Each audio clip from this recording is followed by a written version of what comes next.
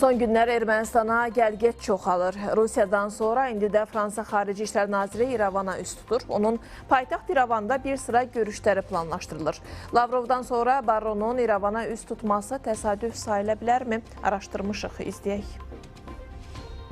Xarici diplomatların Ermənistana səfərləri intensiv hal alıb. Rusiya Xarici İşlər Naziri Sergey Lavrovun İrəvan səfərindən dərhal sonra Fransa Xarici İşlər Naziri Jean-Noël Barrot da bu ölkəyə rəsmi səfər eləyəcək. Yerli mətbuatın yaydığı məlumata görə o, mayın 26-sında İrəvana gələcək. Səfər çərçivəsində Barrot Ermənistanlı həmkarı Ararat Mirzoyanla danışıqlar aparacaq. Təmasdan sonra nazirlər mətbuata bəyanatlarla çıxış eləyəcəklər. Danışıqlar zamanı əsas diqqət regional vəziyyətə və Ermənistan-Fransa ikitərəfli münasibətlərinin inkişaf perspektivlərinə yönələcək. Moskvadan dərhal sonra Yelisey Sarayı nümayəndəsinin İrəvan ziyarəti xüsusi diqqət çəkir. Bu cür get-gəllər Cənubi Qafqazda geosiyasi vəziyyətin dəyişdiyi bir dövrdə beynəlxalq aktorların regiona marağının artdığını göstərir. Fransalı rəsmilərin Ermənistana səfəri adətən bölgədə sonraki dövrdə təxribatçı niyyətlərin, təxribatçı cəhdlərin çoxalması, revanşistlərin yenidən güc alması ilə nəticələnir. Bu mənada hesab edirik ki,